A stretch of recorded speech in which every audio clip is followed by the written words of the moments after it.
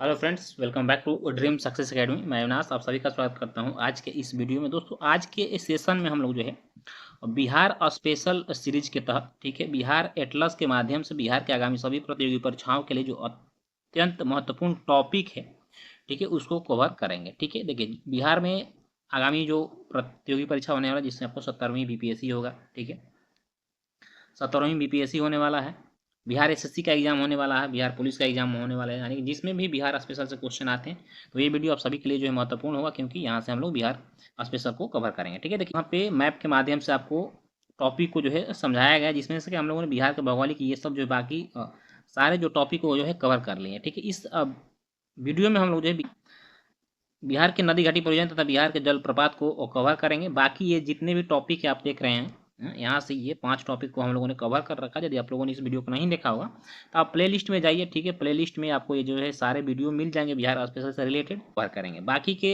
Topic जो को जो है पार्ट बाई पार्ट आपको कवर करा दिया जाएगा। तो ये हमारा बिहार स्पेशल का पार्ट 3 है। ठीक है, तो चलिए आते हैं अपने टॉपिक पे। ठीक है, देखिए, ये सारे जो टॉपिक कवर करा दिए गए हैं। अब हम लोग इस वीडियो में पढ़ेंगे बिहार की नदी घाटी परियोजनाएं।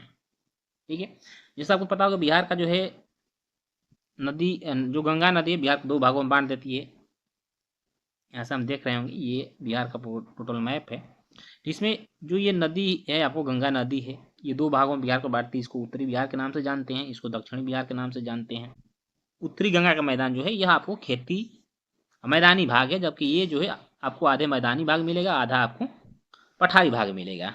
तो देखिए, परियोजनाओं में बात करें तो सबसे पहले आप समझिए कि बिहार में जो सिंचित भूमि है, ठीक है, सिंचित भूमि का यहाँ मतलब है कि कृषि करने लायक भूमि, ठीक है, वो 43.68 लाख हेक्टेयर है। ये क्वेश्चन आपसे जो है डायरेक्ट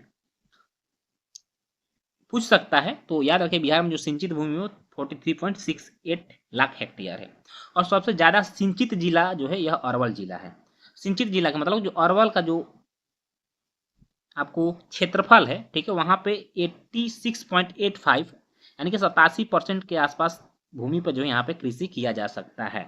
तो सबसे अधिक जो सिंचित जिला है आपको अरवल जिला है, यानी कि जो भूमि है कृषि करने लायक है, परसेंटेज के मामले में सबसे अधिक है। ठीक है, अब हम लोग नदी घाटी परियोजना में देखें, गंडक नदी घाटी परियोजना। ठीक है, पहले आप मैप समझिएगा, गंडक नदी कैसे बिहार में जो है प्रवेश करती है। देखिए, गंडक नदी आपको नेपाल से निकलती है, और नेपाल से निकलते हुए ये आपको बिहार में प्रवेश करती है। बिहार में ये प्रवेश कर रही है आपको गंडक नदी, यहाँ पे आके आप जाती है गंगा में। तो गंडक नदी जो परियोजना है, इससे 4 जो नहरें हैं आपको निकलती हैं। ठीक है, 4 नहरें जो है आपको गंडक नदी परियोजना से निकलती है। कौन कौन सी? त्रिवेणी नहर, सारण नहर, तिरहुत नहर और तेउर नहर।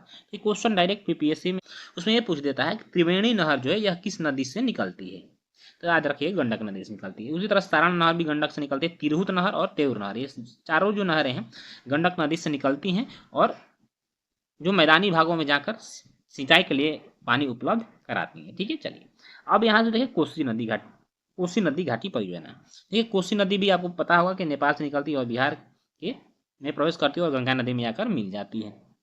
तो बिहार कोसी नदी जो कि बिहार में काफ़ी जो है फेमस है अपने तबाही के लिए, क्योंकि जब यह कोसी नदी में बाढ़ आता है तो उत्तरी बिहार जो होता है काफ़ी इससे प्रभावित होता है, बाढ़ग्रस्त जिलों को जो है बाढ़ग्रस्त कर देता है। तो कोसी नदी घाटी जो परियोजना है, इससे 2 नहरें निकाली गई हैं, पूर्वी कोसी और आपको पश्चिमी कोसी।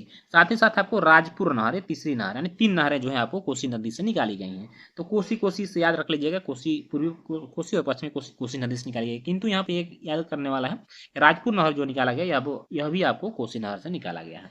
यहीं पे एक है बांध, हनुमान नगर बांध। ठीक है, तो ये क्वेश्चन ये बन सकता है कि बांध, हनुमान नगर बांध जो है किस नदी पे बनाया गया, तो यह आपको कोसी नदी पे बनाया गया है। ठीक है, चलिए आगे अब हम देख लेंगे। यहाँ पे एक नदी निकलती है, सोन नदी। आपको पता होगा सोन नदी का जो उद्गम स्थान है यह मध्य प्रदेश का अमरकंटक है। ठीक है, यहाँ से सोन नदियाँ और नर्मदा नदियाँ, 2 नदियाँ निकलती हैं। तो सोन नदी जो होती है यह मध्य प्रदेश होते हुए बिहार में प्रवेश करती है, और बिहार के जो रोहतास जिला है, रोहतास जिला से होते हुए यह पटना के फतुहा नामक स्थान पर जाकर जो है गंगा से मिल जाती है। ठीक है, देखिए, यहाँ से भी 2 नहरें निकाली जाएंगी सोन नदी से। कौन कौन सी? पूर्वी सोन नहर और आपको पश्चिमी सोन नहर। बिहार की जो पहली नदी योजना है यह कोसी मेची नदी योजना है। क्वेश्चन ये आपसे पूछ सकता है कि बिहार की पहली नदी योजना कौन सी है, तो कोसी मेची नदी जोड़ो योजना है, ठीक है। और बिहार में सबसे जो ज़्यादा सिंचाई होता है किससे होता है, तो याद रखिए बिहार में सबसे ज़्यादा सिंचाई नलकूपों से होता है, ठीक है, यानी नल के माध्यम से बिहार में सिंचाई अधिक होती है। ये आपसे क्वेश्चन पूछ सकता है कि बिहार में सबसे अधिक सिंचाई किससे होता है, तो याद रखिए नलकूपों से होता है। ऑप्शन दे सकता है आपको, कुआं से दे सकता है, तालाब से दे सकता है, नहर से दे सकता है, किंतु आपको लगाना है नलकूपों से सबसे ज़्यादा सिंचाई होती है। अब हम लोग बिहार के जलप्रपात को देखेंगे, ठीक है। हमारा जो एक टॉपिक था बिहार की नदी घाटी परियोजना वो कंप्लीट हुआ। बिहार के जल प्रपात पढ़ ले। सबसे पहला आता है क्वेश्चन यहाँ पे देखिए, कुशेश्वर स्थान झील है कहाँ। ठीक है, कुशेश्वर स्थान झील जो है यह झील भी और यह पक्षी अभ्यारण्य भी, ठीक है। इसका जो क्षेत्रफल है वो 20 से 100 वर्ग किलोमीटर है। निर्माण कैसे होता है, तो निर्माण यहाँ पे जो कमला नदी है और करेह नदी है आदि के नदियों के जो जल एकत्रित होता है उससे आपको कुशेश्वर स्थान झील का निर्माण होता है, ठीक है। यह जो है मछली उत्पादन का एक प्रमुख केंद्र है बिहार में। 1972 में इस झील को पक्षी अभयारण्य घोषित कर दिया गया था, ठीक है। कब किया गया था, 1972 में इस झील को पक्षी अभयारण्य घोषित कर दिया गया था। कुशेश्वर स्थान झील है कहाँ पे, तो चलिए देखिए मैप से देखिएगा तो आपको जल्दी याद होगा। कुशेश्वर स्थान झील जो है आपको यहाँ देख रहा हो दरभंगा जिला में, कहाँ, दरभंगा जिला में जो है आपको कुशेश्वर स्थान झील है, ठीक है। चलिए अगला देखिए यहाँ पे कांवर झील है, काफ़ी जो है इंपॉर्टेंट है ये। कांवर झील के बारे में आप लोग बहुत बार पढ़े होंगे। आपको कांवर झील के पास शोध कार्य के लिए एक बर्डिंग स्टेशन का स्थापना किया गया है, जबकि भागलपुर में जो है बर्ड रिंगिंग स्टेशन, दोनों में कंफ्यूज नहीं होना है आपको। बर्ड बैडिंग स्टेशन का जो है निर्माण कांवर झील के पास किया गया है और बर्ड रिंगिंग स्टेशन का जो निर्माण है यह आपको भागलपुर में किया गया है, ठीक है। अब कांवर झील है कहाँ, इसको हम लोग आगे वीडियो में देख लेंगे, ठीक है। देखिए जियारखंड, तो जियारखंड जो है आपको यह नदी फुलवरिया नदी पर है और यह कहाँ है, तो याद रखिए जियारखंड जो है आपको रोहतास जिला में। चूँकि रोहतास जिला जो है इसका जो दक्षिणी भाग है यह जो है पठारों से निर्मित है, तो यहाँ पे आपको अधिक मात्रा में जो है जलप्रपात देखने को मिलेगा। तो देखिए रोहतास जिले में जो है आपको कितने जलप्रपात हैं इसको हम लोग कवर कर रहे थे, ठीक है। देखिए इसके जियारखंड है जो कि फुलवरिया नदी पर, यह आपको रोहतास जिला में ही है। राकिम कुंड यह भी आपको रोहतास जिला में है, गाय घाट नदी पे है।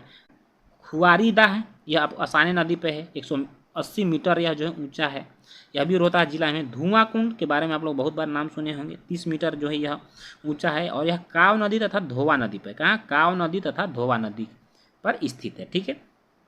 दुर्गावती खोह, ठीक है, दुर्गावती कुंड जिसे हम खादर खोह के नाम से जानते हैं, यह भी 80 मीटर ऊंचा है और यह आपको दुर्गावती नदी पे है।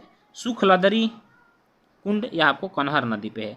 उखारी कुंड 90 मीटर ऊंचा है और यह गोपथ नदी रोहतास जिले में है। यदि आप लोगों ने अभी तक इन झीलों के नाम नहीं सुने होंगे तो इसको जो है आप स्क्रीनशॉट कर लीजिए ताकि एक बार जो है आप इस रिपीटेशन कर पाएँ, ठीक है।